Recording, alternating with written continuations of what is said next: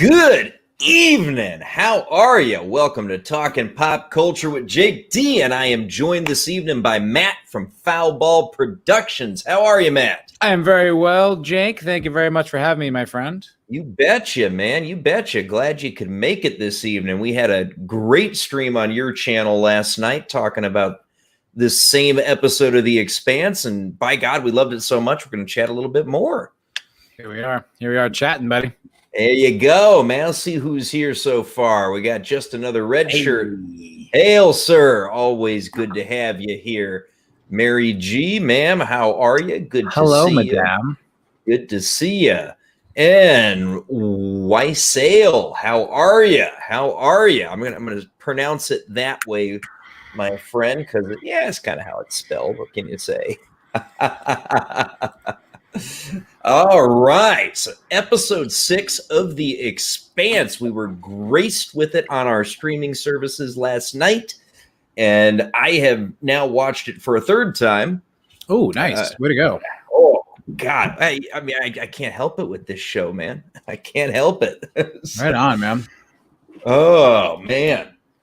But let's start off with ratings for the show. So, Matt, what would you... Quick high-level overview, my friend. For this episode, what would be like my number rating? Yes.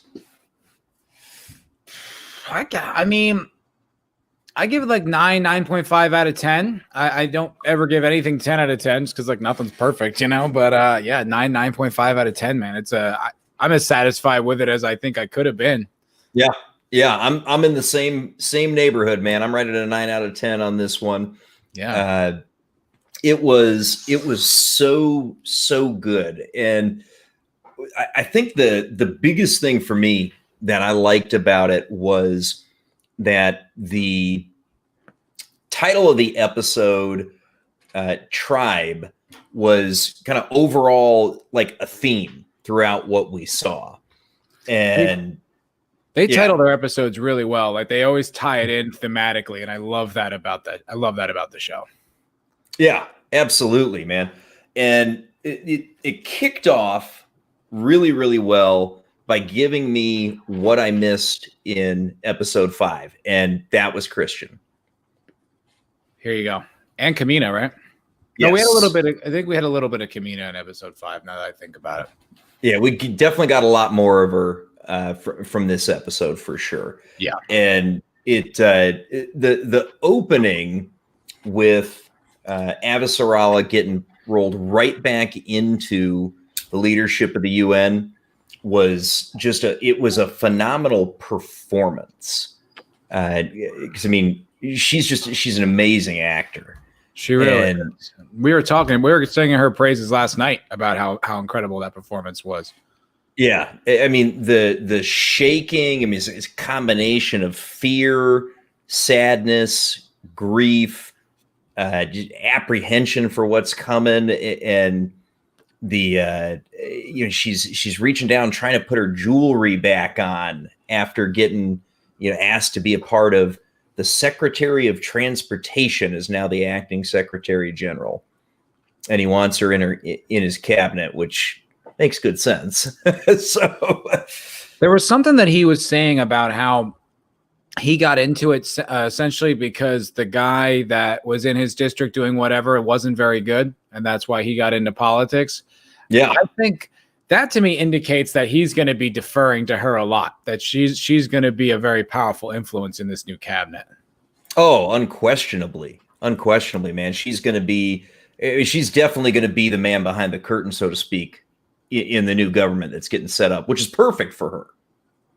And as far as like her being in charge and, intersectionality and stuff like that, where they like to switch roles and put women in power and stuff like that. I was thinking about it last night when I was watching the show, how elegantly this show manages to walk those lines without ever becoming obnoxious or preachy. I really find it to be a very elegant exploration of putting women in power roles and stuff like that. I think it's a really elegant way that they do it. Yeah, well, I mean, the thing about it, that the way they do it is they just do it. You know what I mean? They don't treat it like it's something special. Yeah. They treat it like an expectation and how things truly just should be, which is, I mean, that's how they should always be presenting it at the end of the day, right? I mean, I agree. She's a great leader. I mean, I get why she lost the election in the previous season, but you knew you couldn't keep her down. But that's what I like about her as a character, is that she isn't perfect. She's no Mary Sue. And so like the same strengths that make her such a good leader when the chips are down and you need someone to stand up were exactly the characteristics that made her a bad, politician to the people. Like, she's too caustic. She's too direct. She doesn't dance around shit. She says what she means and she gets shit done. And that is not, that doesn't sell when it comes to politics. No, it definitely does not, man. Yeah. I love that. Dan, thanks for joining us, my friend. And it's, this is a very true observation, right? Right in the middle of the season, which is where we're at, is where you get the final pieces kind of put into place for where we're going for the conclusion here. Sure. 4 episodes left at this point. Yeah. And it's going to be a hell of a ride to the close, I think. Yeah, I'm really looking forward to the ride. I'm really looking forward to the conclusion, like how it's all going to pay off. It's amazing how well I think they're moving the plot right now, because I'm so caught up in it. I still feel like we're in the thick of it. Like, there's so much more to go, Oh, there's got to be, right? And they've got 4 episodes to close it out. Yeah. That's a lot of story time if you think about it. I mean, that's like Aliens twice. Yeah. Yes, absolutely, man. So one of the things that for me really made this an outstanding episode, Matt, was we got a fair bit of Marco. Yeah. And Inaros, man, I love that guy as a villain. You were pointing that out last night. He's a great villain. And it's really interesting to see. You're saying we got a lot of Marcos. We're also starting to see cracks in the armor. Yes.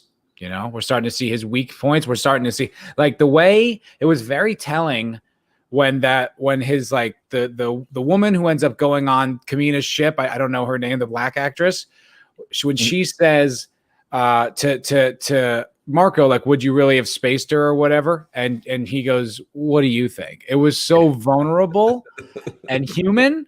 And it was really insightful to the character. It was like, as hard as he is, he's still got like a soft spot for like the mother of his kid, which is really interesting. It is, isn't it? And it's, Max asks a very apropos question here. Who's going to survive, Drummer or Carol? Because one of the two of them is not making it out of this. I think Drummer lives. I mean, I love Drummer so much. I can't imagine. I can't even think of anything bad happening to her, And it's not Game of Thrones, so that doesn't guarantee that she's going to die. Right. That's true. Oh, it would break my heart if we lost my beloved Kamina. I'm going with Drummer on this one. I think she's the one who gets out of it alive, and it could still very easily be Drummer who takes Marco out. And if anybody's in the chat who has read the books, you guys obviously know where this is going better than Matt and I do, because we're experiencing it as the show is presenting it to us. Although you've read the first book or two, Matt. First 3. The first 3. Okay. Yeah. So it's I'm currently in the middle of another series, and this is what I'm picking up as soon as I finish that one.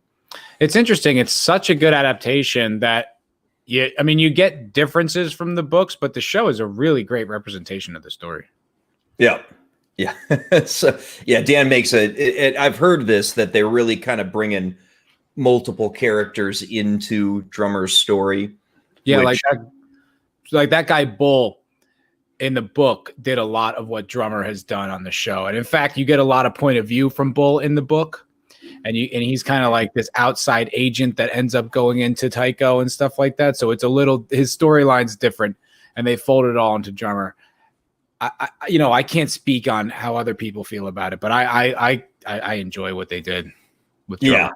Yeah, I mean, you have to make some adaptations from a book into the TV show. There's no avoiding it ultimately. Yeah. And from fans of the novels, almost universally, they've said the changes have, if anything, enhanced the story. Not having read them myself, I just got to kind of take their word for it. And that's pretty high praise to me. Yeah. I mean, one of the most notable things that they didn't do, which I think makes sense for a television adaptation, but initially on Eros, when Eros gets taken over and turned into like all the blue stuff, that actually was much more macabre. Like it was all like human viscera and spinal columns and like disembodied hands like crawling on the ground. It was more like hell than like blue like alien stuff. Okay, yeah. So that's a pretty big change. I don't know, maybe because it was on Syfy, they figured they couldn't go that hard. So funny. Yeah. So, but I mean, a key villain in Inaros is really that, and we see, to the point about seeing some cracks in the armor from Inaros. Yeah. Maybe not. I mean, you get a little bit from him when it's pretty clear he wasn't going to space Naomi, right? Even if he probably should have, he wasn't going to do it. And so it's showing a little bit of humanity is still in the guy, right? Despite the fact the guy's a mass murderer. And we got a really cool discussion of how Belters in general see Marco through the drummer's crew. That was a great point. And also through his own crew too, because of when he stood up, when Marcos, I forgot the other guy's name with the head tattoos, when he stood up to Marcos and they all kind of spun around to look. It kind of reminded me of like the calls in Game of Thrones, like the strongest is the leader no matter what. And they weren't like, hey, don't question the boss. So just like, is this guy more powerful than the boss? It was kind of like like a moment, like, how is the boss going to react to this challenge? It was pretty interesting. What was the point you were going to make about Drummer's Crew though? Yeah, well, so the conversation that they had after they get presented with, Marco's offer that it's too good to refuse, right? So he's laying out for him about joining up with him in the Free Navy and becoming a part of what he's doing and his actions against the inners, right? And it really is the inners plural. It's Mars and Earth both.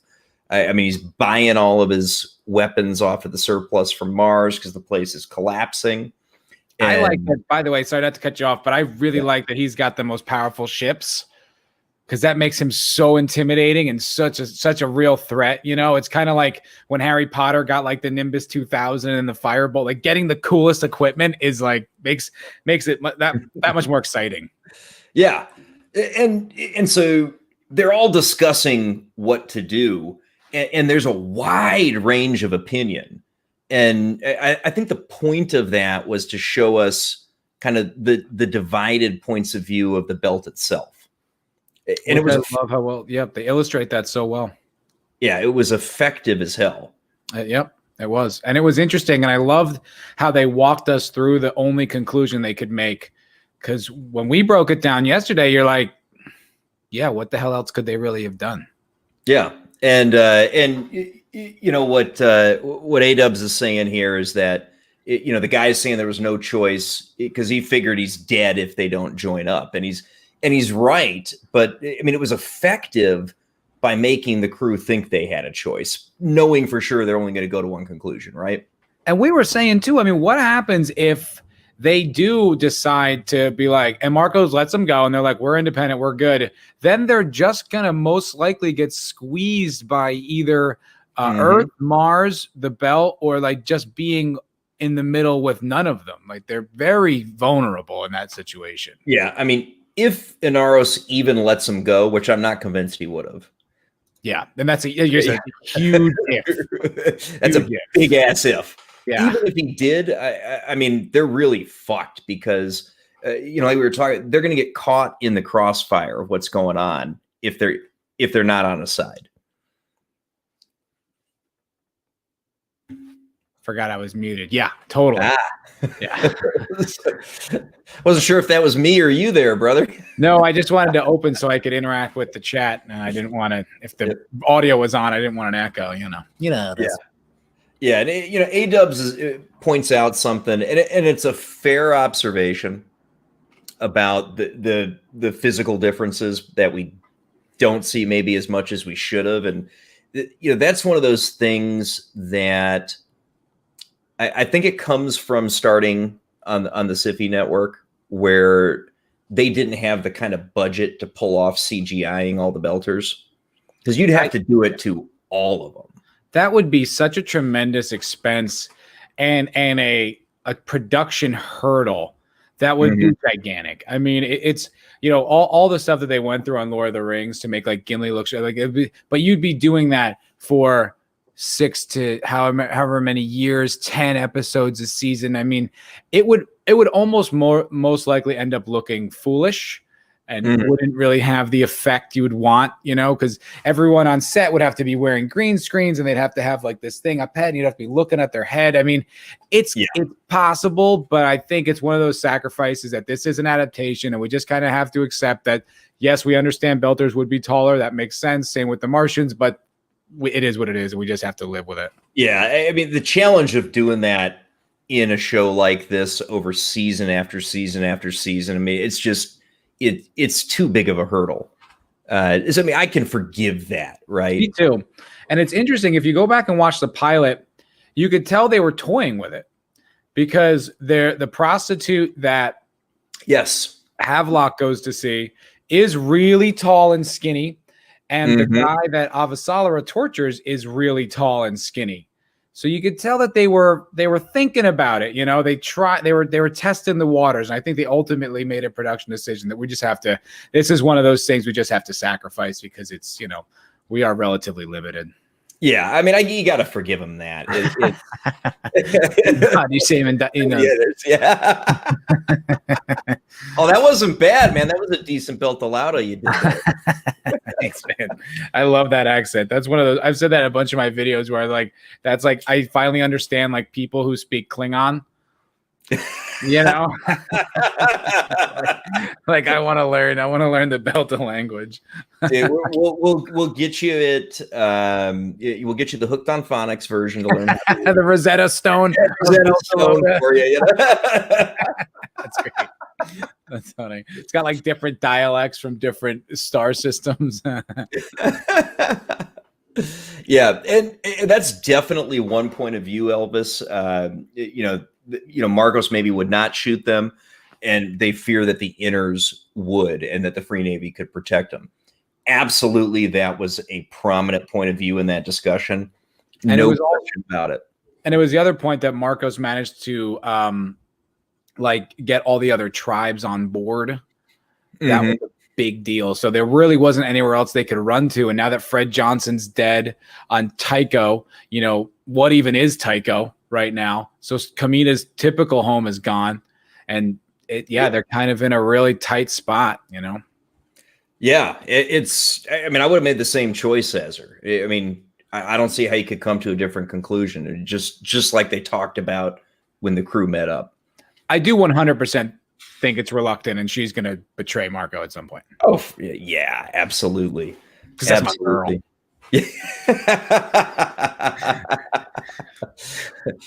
More drummers always a good thing. I'm not going to argue with that. I always want to pronounce it Waisale. That's what I always thought that, but maybe it's Weiss Ale. Well, yeah, I do know him from a different medium, and he said to call him A-Dubs. So okay, A-Dubs it is. A-Dubs it is. But earlier in the chat, he said something that he thought this episode was predictable, and I would love to hear what he means about that, because I didn't feel that way. I mean, from at a high level, I don't know that I incredibly disagree with that. Because we're at a point in the season where you do need to put pieces in a certain place, right? You've got to move your pieces around the board to get them where you need them to be. for your conclusion. Yeah. So there's certain things that you certainly have to go through. I mean, we know that Drummer and her crew are hit together with Marcos. So what's going to happen there? Well, Drummer's not going to kill him because he's got to make it until the end of the season where, he's either captured or killed at that point. So yeah, okay. Drummer's crew is going to at least nominally agree to work with the Free Navy. And even from a story point of view, they have no chance of surviving an engagement with Marco right now. None. He's got all those Martian ships. They got like these fiercely loyal people. Like even if they somehow manage to kill Marco and get away from them, they're dead as soon as it's over. So it isn't even just preserving the final, like the end. They're from character point of view, they're screwed if they do anything like that. Yeah. So I mean, I don't necessarily disagree that was predictable, but I also think it was necessary given the way the stories got to progress. Yeah, I mean, I guess so. Amos and Clarissa. So that it was mentioned a little bit earlier. I think it was Elvis that brought it up, wondering about how they're going to get back to the rest of the crew, right? Because the episode closes with Amos having this sort of moral conundrum about what he had just done. Yeah. And needing to get back to Holden. I mean, he even talks about how Holden would never have approved a move like that when they are, they head to the prepper's house. And Amos has to get stripped down to prove to the guy that he's not armed. Mm-hmm. and of course, the guy's just going to blast the shit out of him. And which is pretty sadistic. It is. Because he's just going to kill him for whatever he thinks he has. But first, before he kills him, he makes him strip. Yeah. That's And weren't you telling me that apparently they had to stop Chatham from actually stripping fully down in that scene when they were filming it? Draco said that because he watched the Tie and That Guy podcast, the follow-up podcast. Yeah. He said that Wes was willing to go all the way. And they were like, no, it's fine. You don't have to do that. I tell you what, if I had Wes's physique, I'd be down with it too. Right? Check it out. It's all good. No shame here. What's up? Dude, he's shredded, huh? He's like Arnold Schwarzenegger. He's a gigantic dude. He is a beast. Dude. I want to know how he works out, man. Yeah. Move trucks. He's like Mr. Incredible, just like yanking down 18-wheelers. I mean, if he's got a little chemical enhancement, I'm not going to begrudge it of him. Hey, listen, you got to get photographed. You got to do what you got to do. Yeah. Yeah. And yeah, exactly, A-Dub. I mean, everything was set up and it played out pretty much how you expected for the most part. Although, I mean, I'm not sure that I necessarily had a clue specifically what Amos and Clarissa were going to be doing. I mean, you sort of knew they were going to make their way somewhere. I definitely. Yeah. I mean, look, if you have to predict it, you're going to be like, okay, the crew of the Rossi's going to come back together and they're going to go and save the fucking day. Yeah, of course. But I mean, I have to watch the journey. Like, I don't expect, halfway through, I don't expect Holden to die. You know what I mean? Like, yeah, okay. I mean, the story's going to progress, but it's the ride. It's the journey. I mean, we all know Frodo gets the ring inside of Mount Doom, but it's the watching of the journey, the experiencing of the journey that is the whole thing. But I'll tell you what, like, I didn't know how Alex's fight with that Belter ship was going to go. I thought they were going to be like stranded or just like twisting out in the dark for a while. Like, I didn't realize, I did not anticipate what had happened, like the way it went down. Yeah. I didn't think that. Yeah. And that's a good point. And Draco, welcome. Glad you could make it, my friend. So we're just going to go into how the Razorback escaped the Free Navy that came after him when they boarded him. And I mean, for me, I didn't even expect them to get intercepted.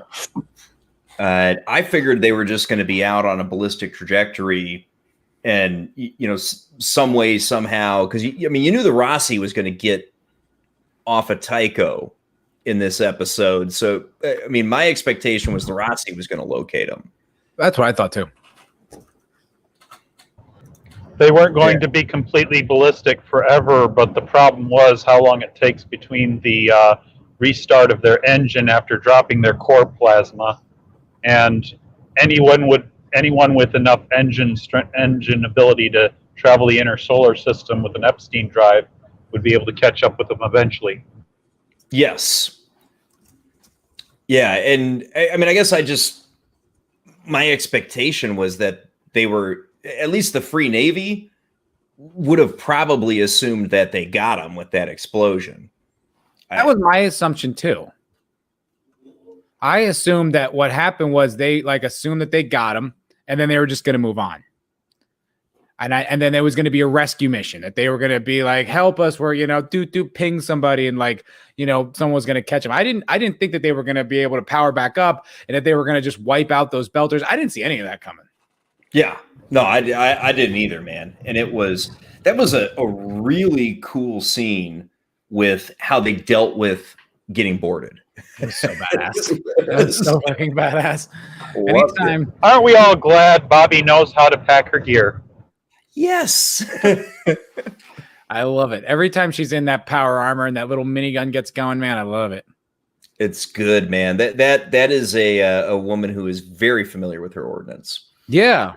I like that they have respect for that. She really does feel like a special forces military trained person. They're not just, it doesn't seem like a caricature. She seems like someone who, it makes sense. She feels like a Martian Marine. Oh yeah. Yeah. Unquestionably. I mean, so A-Dub, though, you figured the Razorback was going to get destroyed. You mean by the missile at the end of episode 5, or do you mean when they got boarded right at the start of episode 6? So yeah, Sean Foss, I don't get why they decided to board instead of just shooting again. Well, I mean, I think there's a lot of reasons for why you would board rather. They don't have weapons. Oh! I see it. Sorry. Yeah. Yeah, so I think there's a lot of reasons why you'd board rather than shooting again. So they had been drifting in space. So I think there's an assumption that the ship is crippled if you find them, right? You also know this is a racing yacht. It's not a warship. So it's really not particularly dangerous to approach it. It's probably incredibly valuable too. Exactly. Salvaging a thing like that. I mean, Julia Mal was, a trillionaire's daughter or whatever. Julia Mal, so I can't imagine that ship. That's a racing ship. That'd be like a Bugatti or something like that. If you could salvage it, sell it, that would help the Free Navy. Or you could arm a ship to take a pirate. Yeah, you could even arm it. Then you got one of the fastest ships in the belt, and it's armed. I mean, that's great for hit and run, general piracy type activity, whatever it is you need to do. Yeah.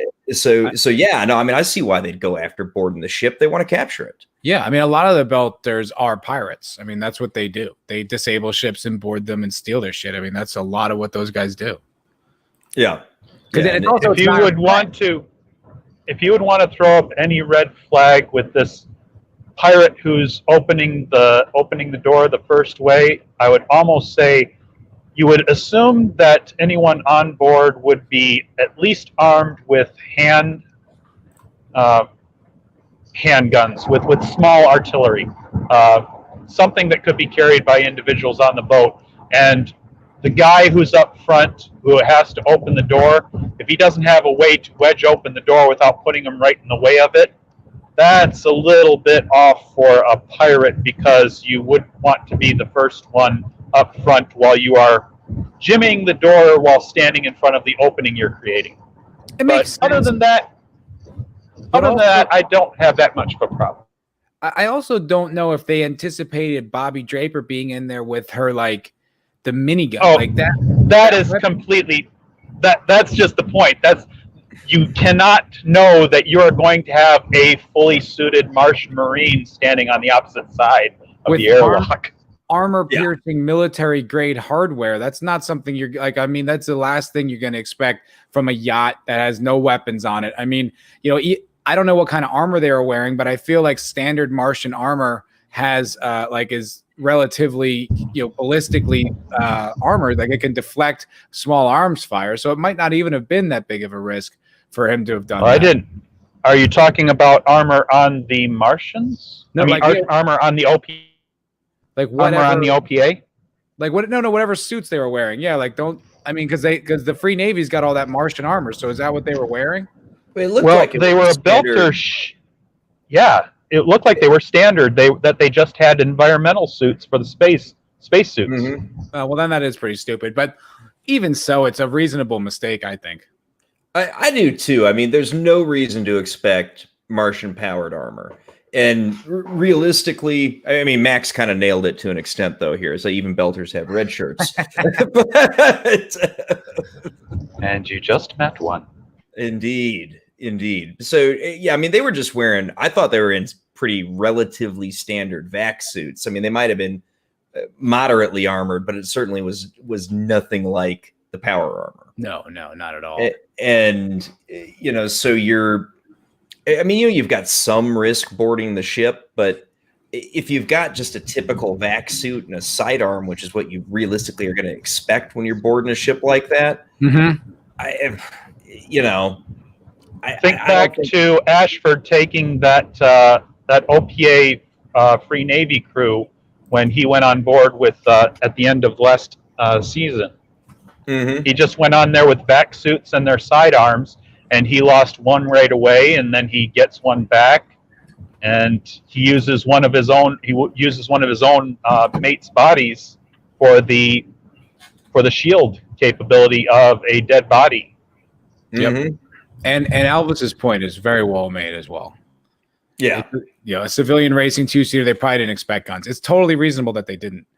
And I wanted to address something else that what is it? A-Dubs mentioned in the chat a little while ago. He said, not the fastest anymore. They don't have a core. Yeah. Well, allow me. They have a core. This is a comment that a YouTuber or a person named Pistol Broke left on my video from yesterday. It's an energy core reaction dump to shut down the reactor fast. It's pushing all the coal out the exhaust. It just means they got to restart the reactor, with new coal, reactor pellets, and it takes a while. Until then, they are on float. Yeah, and it is a fair observation that that's something that suggests military training to even think of doing it. Right. So, I mean, your typical civvies not necessarily going to respond to that. But at the same time, somebody who is out and flying around in the belt and in the outer planets and what have you, they're also going to be somebody who's experienced, most likely, in what's the right word? Not necessarily evasive maneuvers. Tactics. But perhaps, but dealing with unexpected danger. And we're also talking about the belters who salvaged the ship. They're not exactly special forces. They're just dudes for the most part. I mean, none of them really have any military training. They're essentially, ragtag militia that are kind of organized under this banner. So them not understanding all the precautions. I mean, if you asked me and Jake, well, maybe not Jake, but if you ask me to go storm a building, you know what I mean? Like, even if I got the gear, I'm sure I'd make lots of tactical errors because I don't know what the hell I'm doing. Oh, I'm right there with you, my friend. Yes. You know what I mean? So it's totally reasonable that a couple of belter grunts wouldn't, anticipate every single hazard because they're not pros. Yeah. I mean, despite Inaros assembling very good gear and very passionate people, I don't get the impression that they're a professional military. I don't think any one of them is. Absolutely not. Yeah. You just got people willing to take up a gun and shoot it. Yeah. I mean, the most ferocious one was Ashford, and that was just because he'd been a pirate for so long. Mm-hmm. Yeah. There's only the only reverse I would submit to you guys is to say that on some level, you would have the people who would be the attrition by use, the idea that okay, so you have 20 pirates. You send them out on a first mission. A couple idiots die right away. Most of the rest of the surviving at least knew enough to get out of the way when people started shooting or something to that effect. And eventually the attrition wears down until you get just a few. But you're right about this idea of these are just people getting onto the cause. That's why I said it the way I said it. The idea that if they're willing to pick up a gun, congratulations, you're an OPA Marine now. Yep, absolutely. Doesn't mean a whole lot, but it's militia. It's what it's militia. Exactly. And, A-Dub, this is a good question that you've been asking, and it's something that's come up previously when we've been talking about the show this season, is where is this money coming from? They did hint that Jules Pierre Mal, like they hinted about him when Amos and Clarissa were wandering around the woods. Remember, they had a little conversation about, is he dead? Is he alive? Mm-hmm. You know what? Maybe he's coming back. Maybe he's got a resurrection to fund it. He's got lots of money, probably lots of little rat holes with like money stored away. Just a thought. That could easily be a foreshadowing moment. So, I mean, granted, okay, I don't know necessarily 100% what you're going to talk about when you're, wandering in the snow and the cold and you're just trying to survive. A lot of stuff is going to come to mind, but there's very rarely things done in this show that are not intentional. There's not a lot of that happens, which actually bugged the shit out of my girlfriend when she was watching the episode.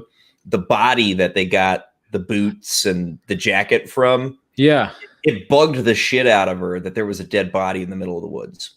That whole sequence with him and the other guy that was like the campfire guy, and Amos kind of looked at him like cross-eyed, like, what's up with this dude? That left a lot of questions that we didn't get answers to. Now, I'm not saying that's a flaw or anything. I'm just saying now that's interesting. The other thing you have to remember, I don't know if this is an excuse, but this, at least the first few books, the stories were built around tabletop RPG style gaming, like D&D style gaming, and they would allow the players to walk through the stories, and that's how they would get the core of a lot of their stories. So maybe these dead bodies, maybe these little things were just something that the DM introduced. Now, I mean, as I'm saying this, it's not really an excuse for sloppy storytelling, but it could be that this is just something that's on their path. I mean, it's a disaster. People are injured. They're running for their lives, like in all directions. That one guy, the sniper guy, or whatever, that survivalist was just taking people out left and right. But I guess it's a reasonable question either way. Yeah. I mean, it didn't bother me, but it bugged the hell out of her. Guys, I want to bring this up because I would say that your girlfriend is someone who would side with EFAT, because this is exactly the kind of thing those guys would. It's a convenience. Without further explanation why that body's there. I mean, you could have wasted time if you had it, saying that Amos policed the body. He found a gut shot. The guy died of the gut shot. He was probably shot by the guy who was defending his territory. But then you have to explain, why didn't the guy police his body out himself then? And it's that whole question of, just like you said, Matt, lazy writing. Mm-hmm. Yeah, the only thing with this is it doesn't really move the story. Like, if they don't encounter this guy, not much is different. The only difference is Clarissa doesn't have clothes. I mean, I'm not saying you're wrong. I'm just saying it doesn't have any impact. So it's just kind of a weird moment, but it's not like this didn't take the story in a whole new direction, or they didn't find like some papers on him that was, oh, this is important. Now we need to know which direction to go.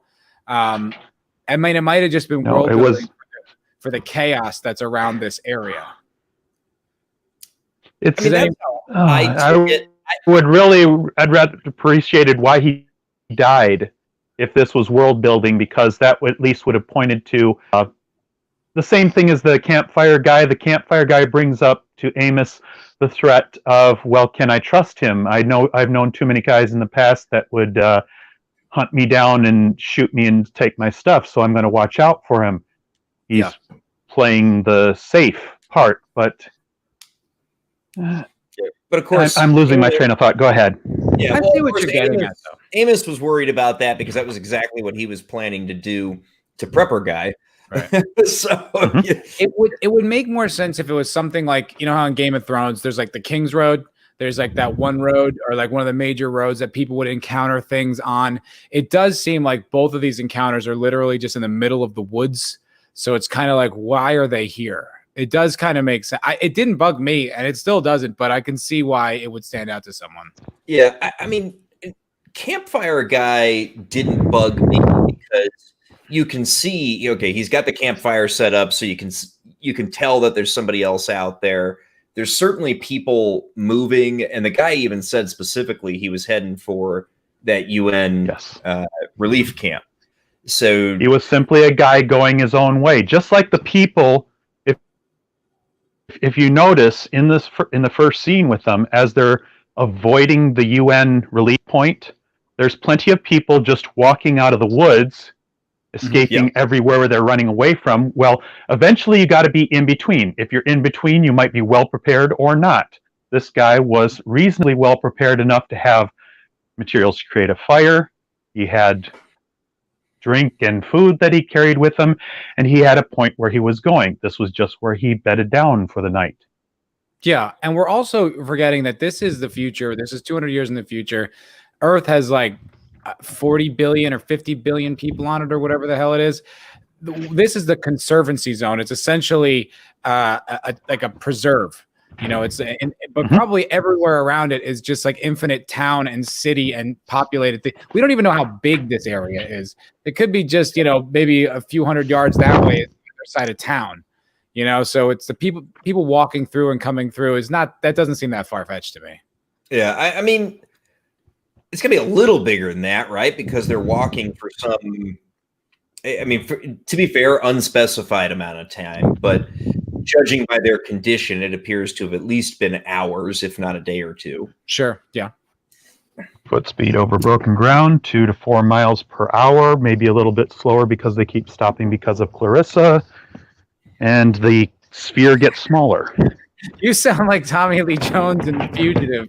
we gotta check every out. This is logic. So I need a. Well, actually, that is almost a direct quote from him, isn't it? That's the idea, though. You're measuring just how far someone's going to be able to get. Yeah. These guys aren't going to be able to get fast if they're in no hurry, whereas your fugitive was on the run, so he's able to do upwards of 5 to 7 and whatnot. It's this is forensics. It's logic. It's using using natural principles to figure out what your best guesses are, and then you can increase the size a little bit, and make a better assumption. Yeah, absolutely. If you're trying to find somebody, so I mean, fortunately, nobody was after them in this one. So exactly. But yeah, I mean, Elvis makes a good point though with Clarissa's injury. Could they even go that fast? Probably not. She was clearly dragging, so they were probably doing a speedy couple miles an hour. But I mean, I think for me, dead guy that they got the boot and jacket from, it seemed, I don't know, it didn't cause me any issues, but me neither. But I can see why it might. I don't have nearly that much issue with it. I would consider it an adaptation flaw. Like you could have what I said, you could have explained it. Didn't have time. We'll move on from that. Someone else, like your girlfriend, says, "Whoa, wait a second, what's that doing there?" or some equivalent of that.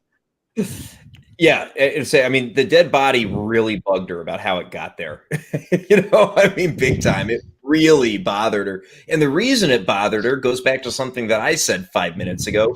They rarely do anything in this show that doesn't have a purpose or meaning and is unintentional. Yeah, it is. It is on reflection. It is weird that it's there with no explanation. Yes. And that's what did you guys get to watch? I'm sorry. Oh, go ahead. I was just going to throw in, did you guys get to watch the Tie and That Guy just for shits and giggles? because otherwise I'm not going to bring it up. Oh, go ahead. This one was more. This one didn't reveal that many details as in previous ones because we got to talk to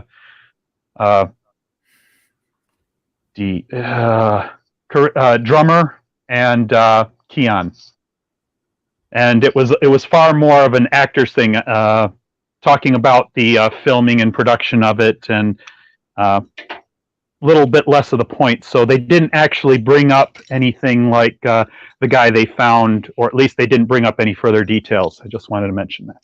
They don't do those live, right? That's just a recorded podcast. It's apparently recorded. They mentioned doing it. They mentioned Wes mentioned in this one that joining us tonight, like they might have done it at night, but that could have been any night. Yeah, I mean, who knows? I mean, they get like they obviously have access to the episodes well before we do. Oh yeah, yeah. Clearly, I'm sure they could have through all of them. Yeah, they could have recorded all this before the season even started. Yeah, absolutely. Yes, I don't know. Did random dead guy in the woods bother anybody else? I barely even noticed it. I'm curious with the chat if that was something. Can we get a B in the chat for anyone that it bugged? There you go. I like that. I like that. Old school. Why not, man? Why not? So now we got another first for the season in this episode, and that was the Roci finally got in space. Yeah. Which is took you long enough. Episode 6 before the Roci finally leaves. Wow. Past the middle point of the season. And it doesn't feel boring. I don't feel frustrated by that at all. Like, well, I don't feel frustrated by anything but the fact that we didn't get the girl out and on her pins and running until now. Yeah. Otherwise, it's like, everything that happened, everything else that happened was keeping me like, okay, what's the next thing? And like this. And each episode that, like in the last episode when it was like, they're all getting ready to go. And then, and Naomi gives them the call because she knows that there's something going on. And it's like, no, stop. It's like, dang it. You know, to Max's point, and hey, thanks for the sub, by the way, Max, much appreciated. They did, when he took off the jacket and gave it to her, and then they get to the fireplace guy or the fire guy, he says, "Nice jacket," which was interesting to me because I'm like, did he kill that guy? And he's like, "Oh, that's the guy I just killed. You have his jacket." Like, it was very odd the way that guy said that. I wouldn't be surprised if this episode we kind of get like those storyline threads, tied up. This next one. It would be nice. So now we've got a problem in episode 7 for Amos and Clarissa, and that is, how are they getting off planet to hook back up with the Roci? I think almost definitely that mob guy. It's the mob guy that told him, "Don't come back." Yeah, I'll kill you. Yeah, but that was before the fucking Earth got assaulted by giant asteroids. You know what I mean? Things have changed. Yeah, and doesn't that make it? Would you not think he's now a little bit more trigger finger happy? Maybe, but Amos. I got people around here who want resources. Yeah, sorry, I keep talking. No, I mean, we'll see how he handles it, but that's his really only out. I mean, he says he's got to get back to Baltimore. He knows some people there. He said it himself. Yeah, I can't even think of what other thing else he could do. Like, what's his other option? Go to try to fight Avasarala? She's on the moon. No, I think that's pretty much you said it right there. He's basically on his way back. He was going to leave. He decided he was going to visit Clarissa. The rock dropped, and now he's just dealing with things the way Amos normally deals with, one step at a time. Knock that pin down, onto the next one. Yeah, as simple as it gets. And kill anybody who's in his way. I mean, and this is what I love about this show. I love that they're not meandering in this woods stuff. It's some shows I think kind of inelegantly handle some of these hurdles. They'll milk them for too long, or they'll stay on them for too long. It's like we had an episode where they're doing it, and then they get to this cabin and they've got all the things they need to get the hell out of it. It's like, we don't need the whole season to see them walking through the woods. Like, let's get them back to the Roci. Like, that's the story. So We are also using it for opportunistic exposition because we're getting these story points that are giving us little bits of character for Clarissa and her family. We're getting a couple more bits for Amos. I can see some people might be having an issue with that if they're not happy with the way that they want more of this thing or that thing, more action, more suspense, instead of wandering through the woods talking as they go. But I liked it. Yeah, I enjoyed it too. I've enjoyed Amos's entire side quest. I find it really interesting. Yeah, Just said side quest. You needed something, right? Because we needed a viewpoint into Earth, and you need it from one of your main characters because you got to be there a lot. So you can't be doing it with a new character who isn't somebody that you're already endeared to. Not if the point is to give you the point of view of what's going on the ground on Earth. So is it a little contrived to sort of do that? I mean, yes, but you do need some type of mechanism to give us the point of view of Earth. I mean, it's contrived if you want to pick it apart, but from a character point of view, it makes sense. They were in a relative not peace, but they had a time where they could go their separate ways. And the one person in Amos's life who was good to him that's still alive just died. Mm-hmm. It doesn't seem that unreasonable that he would want to go seek them out. I mean, Alex goes to Mars to make amends with his family. Naomi left to go try to find Philip. Everyone's just pursuing their own personal, like their family and the people that they've known in life. It doesn't seem weird to me. Their tribe? Their tribe. Yeah. No, I buy it. I buy it. And if it stood, like, I guess sometimes it's like, we are watching a TV show. This isn't a documentary. So it's like, I guess maybe like there's a mechanism inside of you that allows certain things to exist while you're enjoying it. But nothing this season has really stood out to me. The only things were the things we pointed out, which were just kind of minor things that were just kind of like, that doesn't quite work, but they're not big. The show doesn't hinge on them. Those are the things that really bug me, is when a story hangs on this point and you're like, that's such bullshit. Like, why would that happen? It's like, and the Force Awakens, it's like they just happened to run into Han Solo. It's like, what the fuck, you? No, they didn't. Like, it's just so ridiculous, But this show never really does stuff like that. So the things that are maybe criticizable, they're pretty minor. Right there, you're measuring your own personal cognitive dissonance, and it's not enough to blow you out of it, so it's fine. Any show you're watching, you've got to be willing to accept, a certain amount of a suspension of disbelief. And depending on how engaged you are in the storytelling, tends to move that line as to how much you're willing to suspend that disbelief. It's a great point. Yes. It's a great point. It's true. It's your immersion. Like, what's your level of immersion? When you started out, you said you've got to, and I said I don't got to. They catch me in, and then they've got me, and then they can spend the effort to make sure that my immersion is not broken. And that's the sign of the well-told story, the well-assembled dramatic devices of the movie, TV show, whatever. I'm not going to give a whole lot. If you, because it's the same thing. Why do you watch a television show? Why do you read a book? Why do you watch a movie? If you weren't led there by someone, or if you didn't trust some promotional material, you wind up there. If you already paid for it, well, you're in for it. If you're turning on a TV show, you could turn the channel. You could go to another channel on the internet. So what's keeping you there?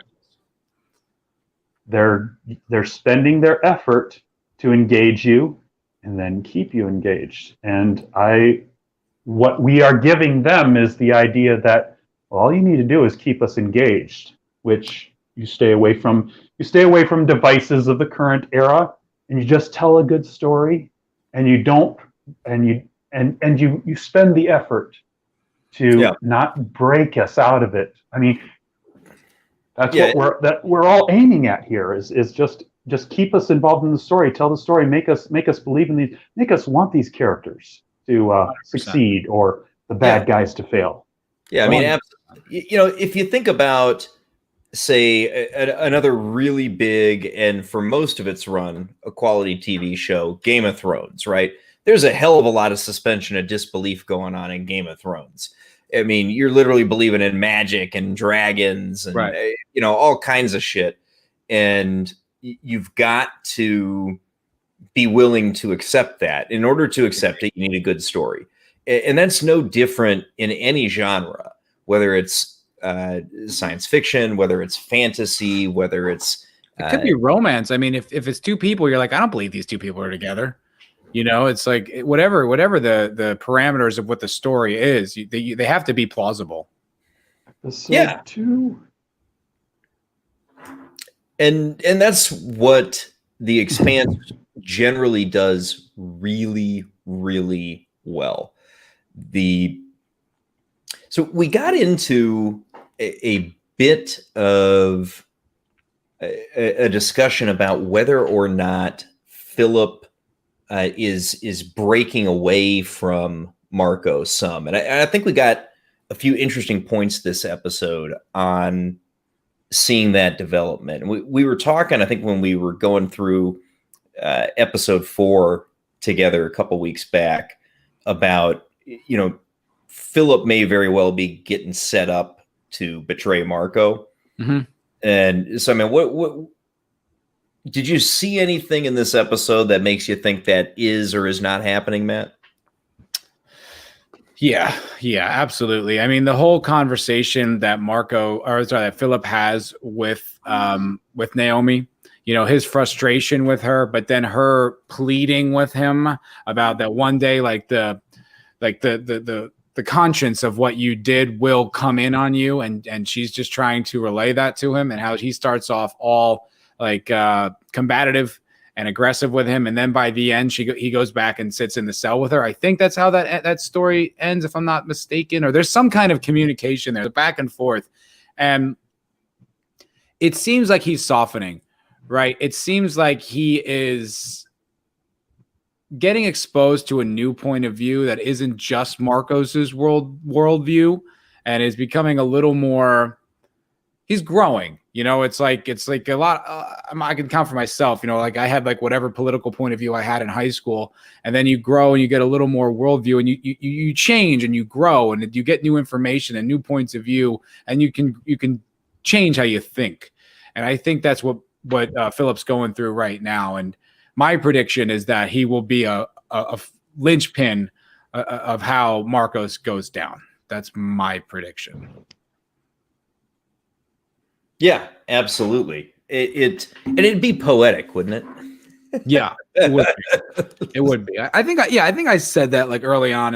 The typical arc for this character would be to be a zealot and then betray. The only thing about that is we've already kind of seen that a few times. We saw that with Clarissa, where she turns from villainous to zealot, or to villainous to savior or hero. So I don't know. I feel like they're gonna just play it out with Philip, but I'd be interested if they threw us a curveball and he doesn't do that, or something unforeseen happens. I think that would be really interesting. Yeah, and and we've even got a split opinion on this in the chat, which I love, because we're all seeing this right from our own point of view and coming to our own expectations and conclusions, what have you. And we saw a bit of this when we were talking about the whole relationship with Amos and Clarissa as well. About half the people in the chat are like, no, they're totally brother and sister, dude. And about half the people in the chat are like, yeah, he's hitting that. Yeah. That's an interesting point. Yeah, because Elvis is convinced. He's not breaking away. So yeah. I look, honestly, I would like to see that he doesn't. Just because I think it would be interesting. It would be not predictable. It would be contrary to what it would subvert my expectations. But in a good way. And I just think it'd be interesting. I don't know what they're going to do. I imagine Philip, like I said, I imagine what I think Philip's going to do. So I don't know. We'll see. I'm open to any of it, really. Yeah, I mean, either way could work as long as it's told right. Because right now, I think we've all got our guesses as how it's going to go, but narratively, either option could work. Yeah, I don't know if I want to assume A-Dub's point of view, because I got to be honest, man, you're coming across a little cynical. A little cynical. So I don't know if I want to lean into that one. But yeah, maybe. I don't know. Well, there's been a lot of reason to be cynical about Hollywood. I mean, in fairness. It's true. But I think this show's given us a lot of reason to trust them and have hope that at least one show is going to, maintain, it's going to stay the course, like they were never like super woke, but they've dealt with, they represent the things that Hollywood says that they want more of. So it's not that I expect them to maintain their integrity all the way through, because they're showing me through 6 episodes. Is it 5 or 6? 5, 6. What was the last episode we just watched? 6. So through 6 episodes, it's been really remarkable entertainment, like markedly improved from last season. And oh yeah, we're saying maybe even the best that they've done. So I think they're gonna stick true to the brand. I think they're gonna follow through strong. That's my prediction. Yeah, it's the one thing I'm confident of is that this season at least is going to close out solid. I have no doubt that we're going to get, at least I'm going to be very satisfied with how we close out this season in the final 4 episodes. Yeah, I think so. I do have a little bit more worry as we go into next season, season 6. Unfortunately, as of right now, is scheduled to be the final season. Mm-hmm. And because, again, hearing from people who've read the books, they said that 6th book starts getting a lot weaker in terms of the source material, which is concerning. Yep. We'll see. I don't know. I mean, just have to wait and see. I think I don't want to say anything too dramatic. I'm very happy with the way the season's going, and I'll leave it at that. Fair enough. I risked jinxing things. So we'll just keep it at that. Stay superstitious. 3 yeah. And will the belt united and recognized by Earth and Mars? I do think that is how we're going to close out. I don't know if we're going to get that at the end of season 5. I certainly see it by season 6. I wonder. I was thinking. I don't even know if Marco's going to die this season. I mean, we have him was setting him up last season. This season, he's being really strong. I don't know. Maybe it'll be like a Darth Vader at the end of A New Hope thing, where he kind of gets blasted off by himself, and he's going to take the time to rebuild. I don't know, because he is a very juicy villain, and it would be. It would be a lot to get rid of him and then have to build up a brand new threat next season.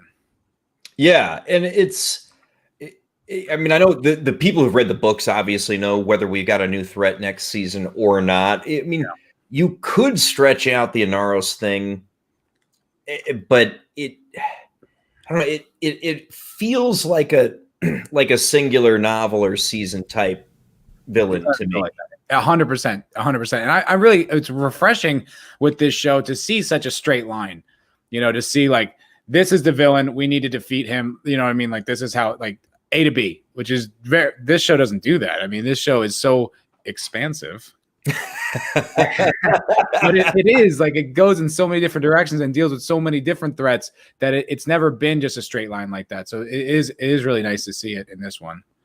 Yeah. And Dan, I cannot let this comment go without acknowledging it, because you're so on the money, my man. The cast and the show is so diverse, but it's not shoved in your face in the terms of wokeness. And exactly, it's one of the things that I absolutely adore about this show and the storytelling that they're doing. This is how diverse is done properly. You got people from all walks of life. You got people of all points of view, people of all skin tones, different backgrounds, whether you're talking about, the Maos who, multi-trillionaires or whatever the hell they are 200-300 years from now. all the way down to somebody like Amos, who came out of, an abusive streets background, all hues, shapes, sizes, equipment, loves, whatever have you. Everything about this show is what diversity should be. 100%. 100%. And it frustrates me that it isn't praised as such by, the fucking media who that's all they can ever talk about in entertainment. I would say that's the biggest thing. And it's weird how this one just slips by. But like I said, I've always said that in my reviews. Actually, that's probably a good thing because it keeps it safe from their infiltration. Yeah. Yeah. And it bothers me because I'm a huge Doctor Who fan, right? Which is a show that's gone down the absolute shit can in the name of diversity, intersectionality, and wokeness. Yeah. I mean, it doesn't even resemble its old self. And they're constantly crowing about diversity. Yep. It's like, if you want to do diversity, go watch the fucking Expanse because those guys know how to do it. Yeah. That should be your roadmap. But I think that speaks to the higher thing. It's really not about diversity. It's about agenda. And that's why they do it. Because it's like that gives them a platform for them to, espouse their beliefs, which no one wants, obviously. And that's probably why this isn't the show that they're going to use because it's so complex. The Belters, while they are the underprivileged in this universe, they also do a lot of shitty things too. I mean, like I said, you can't just go throwing rocks at Earth and being like, well, they're sympathetic. Yeah. I mean, would totally sympathize with the motivation, but not with the mass murder. Right. Because that's no. Yeah.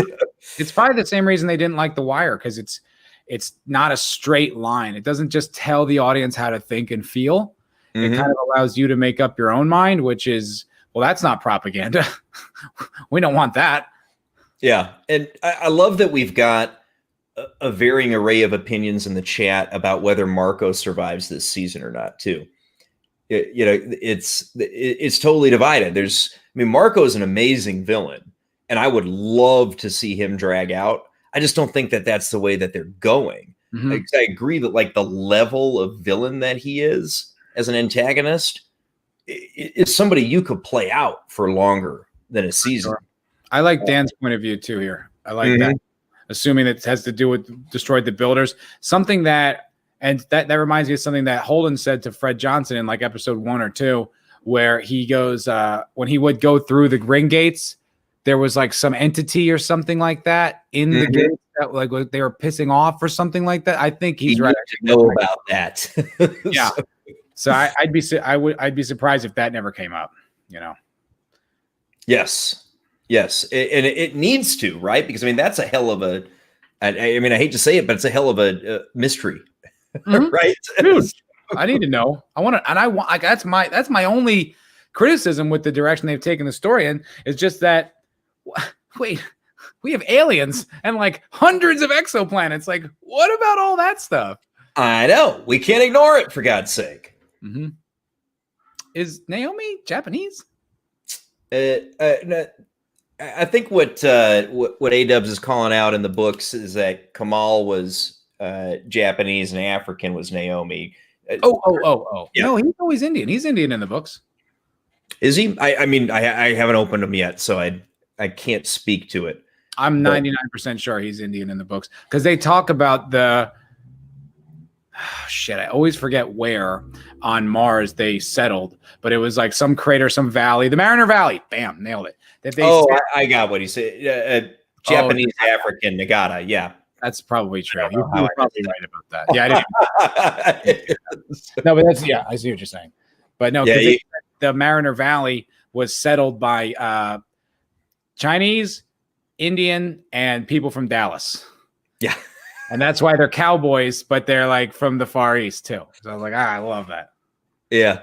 And just as an FYI, if you're not aware, we get your comments on about a 10 to 15 second delay after we've said something. So a lot of it's not because we ignored it. It's just really because it didn't come in yet. Yeah. Plus it's tough to like talk and like deal with the chat and try to balance all these things, juggle all these things in the air. Skill I have not perfected yet, and I am not ashamed of that. No, it is what it is. I do my best. So. Yeah. So I don't know. Final thoughts on the episode, man. I feel like we're about ready to wrap up for the night, but Give me your final thoughts on the episode, and what do you think we're going to see next week, Matt? I'm very pleased with this episode. I thought it was excellently done. I thought it maintained a nice tenor between tension and drama and also character exploration, but they did it in really efficient ways, like, them going through the woods and being able to explore Clarissa's backstory and her motivations, who she is, watching Amos develop as a character. I have very little complaints about this. I don't even think I have a major complaint about this episode at all. I think if episode 7's next, I'd be surprised if we don't have the crew together by at least the next episode, because it's got to start moving, right? We only have 4 episodes to go. So either by this episode or next episode, I think we got the crew on the Roci. I think they're going after Marco. It might be all-out war. We've got Avasarala moving into power, back into power. It might be all-out war. And we might have like a war of the scale we haven't seen yet in the Expanse. So I don't know. I'm excited, man. I am just loving this ride. I feel so lucky that this is the season we got with the crazy times we have right now. I think this is an excellent, excellent show, and we're very lucky that they stayed the course and they made such a good show for us. So I'm pumped. Yeah, me too, man. So Draco, it seemed like you were going in and out. Are you with us to give your final thoughts, buddy? Yeah, I'm here. Well, at least if you can hear me, I'm here. Yes, sir. I was just going in and out because I was changing over. Yeah, at least as far as this episode is 8 solid 8.5. I probably took a little bit off of it in the rewatch because of of a few elements that we were already discussing. But it's still a solid episode because it's really hard for me to give anything a 10. Where are we going? Well, we're going to finally get some action. We are finally going to get some action with the Roci because you guys weren't talking about Marco playing with lights there at the end where you see the course of the Roci toward the Zemea and the ship that he's going to send after it. Although it's only a Belter ship. Kind of surprised he didn't send a Martian cruiser after them. But we're going to see some action coming up. And I do think we will finally get, depending upon the things that are happening, we are finally going to be getting some of the rest of the crew together, whether that's next episode or immediately the episode after that. Yeah. Extra points for the blood spatter on Amos. Yeah. That was good. I also wanted to say what's up to Piston Broke because he commented on the video from yesterday, and we actually read your comment on this show. It was part of the conversation. So welcome, sir. Good to see you. Absolutely, man. And yeah, is Marco really the big bad, or is there a bigger string puller? And that's a good question about predictions as we're going into the final quarter of the season here to wrap it up. Final thoughts on the episode today. I enjoyed the hell out of it. The best episode of the season for me has still been episode 4. Absolutely my favorite so far that we've seen this go around. But this is right up there. I don't think we get the entire crew back together in episode 7. I think that's probably an episode 9 moment. But they're all going to be heading back together next week. And maybe a couple of them will hook up, but the entire Roci crew is not going to be one next week. And I don't think they get Naomi back probably until the final episode of the season, honestly. Because Naomi. Yes, I'm sorry. When I said that, I meant Sans Naomi. Yeah. Because she's in prison on Marco's ship, for Christ's sake. Obviously it's gonna be a little harder to get her back. So yeah. But yeah, the pieces we've got left to go is you kind of need to get the crew back together, and some sort of plan for how to deal with Marco has got to come together. And that's what we've got sort of left to experience this season. Oh, sure. Naomi's working some inroads with the certain members of the crew of the Pella. Yes, she is. And her biggest foe is gone. This is true, man. And That's a yes, good God, oh man, A-Dubs, I would love to see Miller again, but I don't think it's in the cards, man. I don't know. We'll see. We'll see, dude. We will We see. need more proto-molecule. We need Holden in proximity to proto-molecule to get Miller back. I think Corners kid. Tom Jane's still involved. He directed episode 3. Yes. Yeah. You are right, sir. Yes, he did direct episode 3, and it was a good one. Of that initial 3-episode dump, it was the best one. And they were also good. Oh my God. Oh God, yes. It was like ramped up. It was like ramped up storytelling, ramped up tension. Yeah. It was perfect for making a 3-episode drop just to go this and then this and then this. So good. So good. Oh God, I love this show. And yeah, no bet, Elvis, because that's exactly what I'm thinking is going to go down. No bet from me, my man. And perhaps a young man whose allegiances are slightly in sway now. Yeah, I think that's going to be along with it. But all right, man, before we go, anything anybody want to plug, Matt?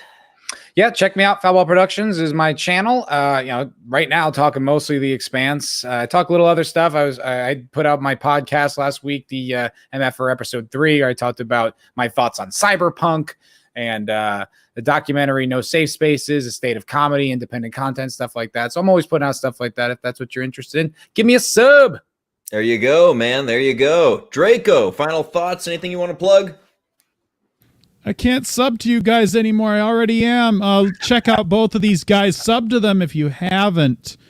I wouldn't mind. I wouldn't talk down a sub to my channel. But the Jake D and Foulball Productions are always including me, and they're excellent guys.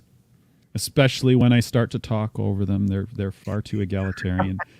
But yes. Sub everybody, share videos around. This we're sharing some of the best stuff that we're getting from anybody making entertainment right now. This is the best reason to gather around, talk about it, argue about it, bring up this issue, bring up that issue, talk about what you liked and what you hated. This is perfect. We love it. Let's do more.